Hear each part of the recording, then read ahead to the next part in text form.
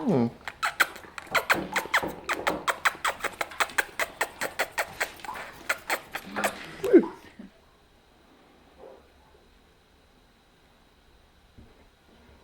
darling.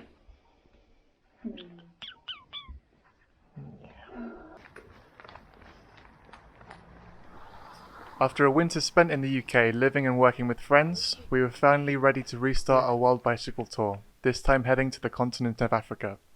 Nadia joined me a few weeks prior after her time working at the Arctic Lodge came to a close, and we left in early June, just days after finalising our last travel jabs. Our original Gatwick flight to Kenya was cancelled and replaced with a flight going from Heathrow early the following morning. After seeing multiple horror stories in the news about airports being packed, we travelled up the night before for our replacement flight. The journey pushing our boxes across London damaged my box, meaning I would need to plastic wrap the box before checking in, which would then bring my bike well over the weight limit. I was then forced to pull all the loose items out of my bike box to be checked in separately. After 3 sleepless days of travel and further cancellations resulting in multiple additional flights, we arrived in Nairobi, thankful to see our bikes arrive, but without my other baggage joining. The only reason our bikes arrived is I asked an airport staff member in Zanzibar to find our bikes, which weren't coming through the baggage arrival, and he did so only under the assumption that I had money to tip him for doing his job. I then arrived in Kenya on the next flight with only the clothes I wore for the flight and my bicycle, under the assurance that all my bags would make it to the next flight. I imagine my stuff has already been sold weeks ago at a Zanzibar market, and I at least take some solace in knowing that my bags contained unwashed underwear to be sorted through by the thieves.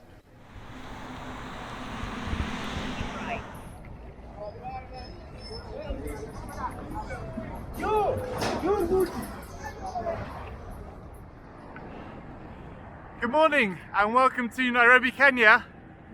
We've been here for a few days. Nadi's back at the guest house where we're staying. The first few days have been very, very stressful because Kenya Airways lost one of my bags. We luckily have our bikes, so this could have been so much worse, but they're not really taking any responsibility, and so I'm off into the city now to try and replace the kind of bare minimum I need to reach South Africa, which is our end goal.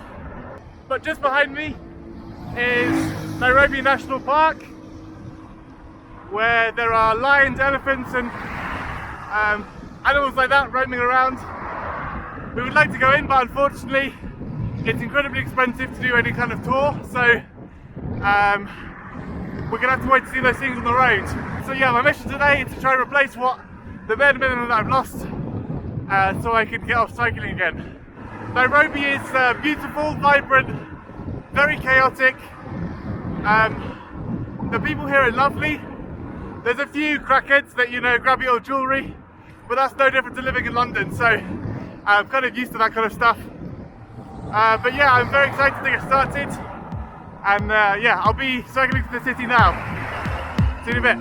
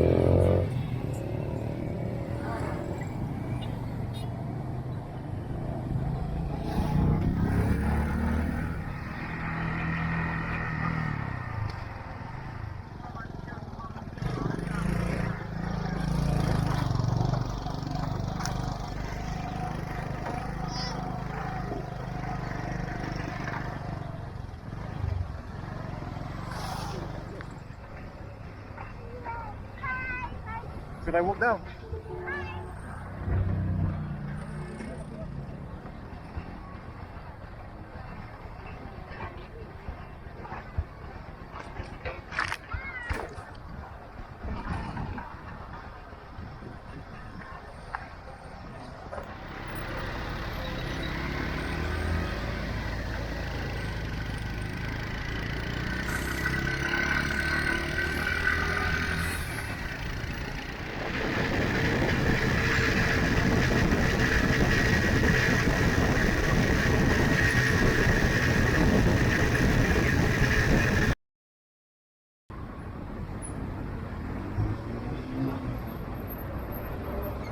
Now exit onto Uhuru Highway, A104.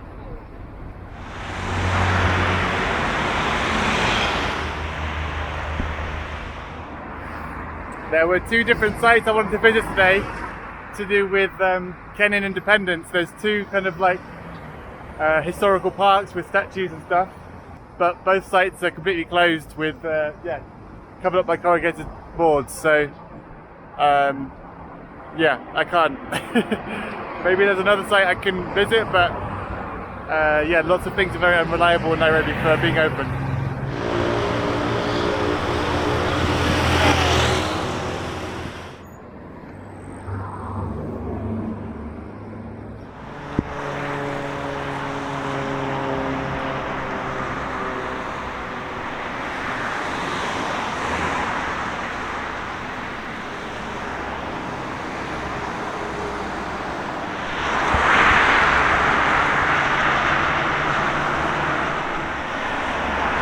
Monkeys!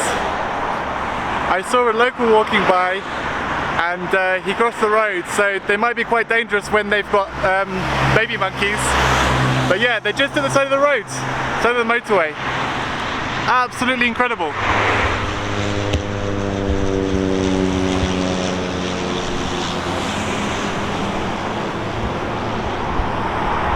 Baboons actually, not monkeys.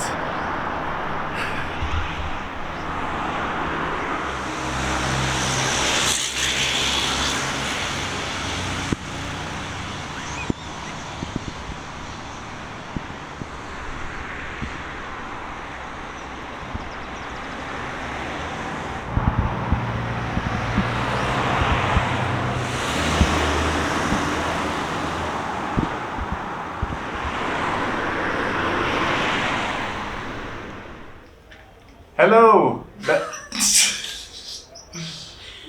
Hello! Hi! There are a few minutes left at the end of the video.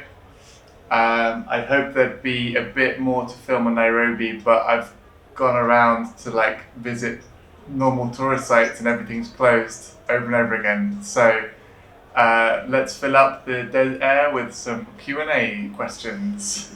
Question number 1. Cool. Question number 1 is, how did you finance your trip?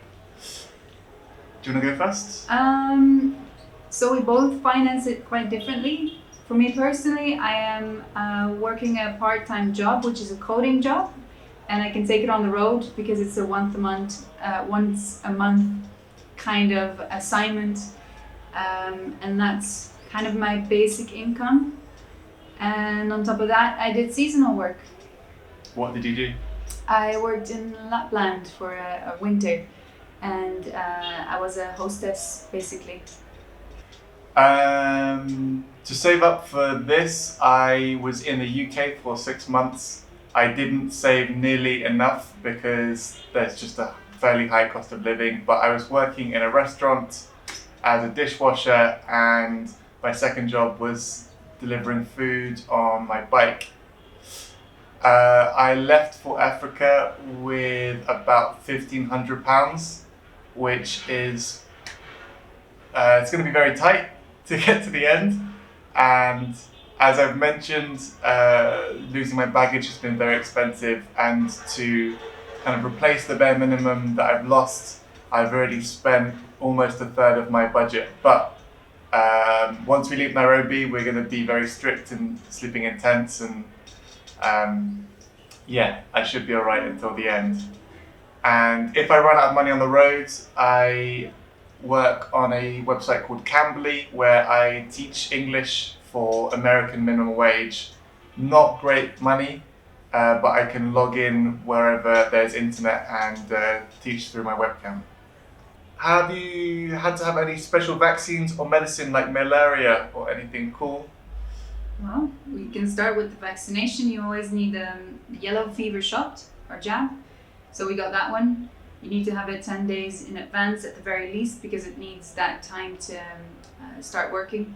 We got it like 7 days before flying, but Yes. no one cares. Like we didn't even get checked. We were delayed anyway, so when we arrived, it was actually perfect timing.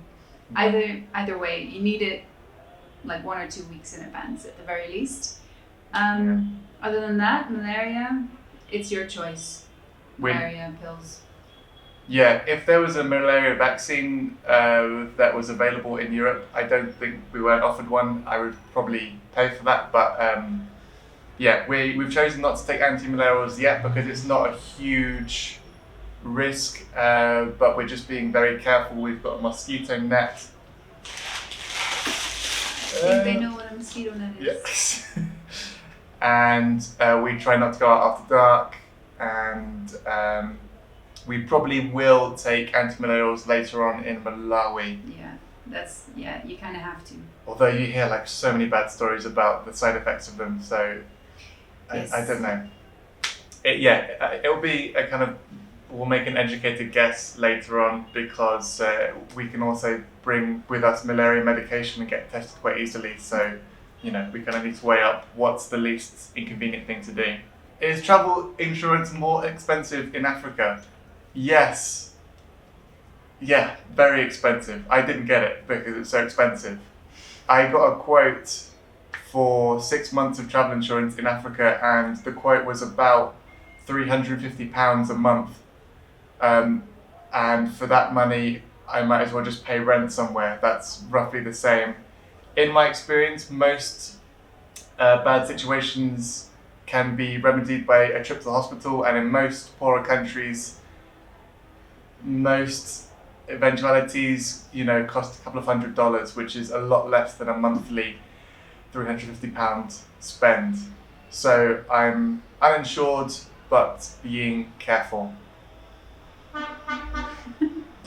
Yeah. What are washrooms or bathrooms like? Hot showers? Generally not. We have hot showers here, but it gives you an electric shock when you touch anything metal in the bathroom, which is not ideal, but better than not having a hot shower. True. Just to keep in mind the wires are usually exposed, so be careful with that. Yeah. Generally, in my experience, outside of Western Europe and I'm guessing North America, hot showers are a luxury, and most of the places I think we've stayed on the cheaper side have not had them. So I just expect cold showers, and if there is a warm shower, then that's that makes your day. But generally not. Always test it out though, because it took us a long time to realize that the light switch looking thing on the outside of the bathroom was actually the warm shower that you can turn on. So keep that in mind if you're looking for the hot water. Yeah. Thank you, Devin and Catherine, for the questions. The episode next week will be a lot better. We're going to go up to the equator. It's already made. This is from the future.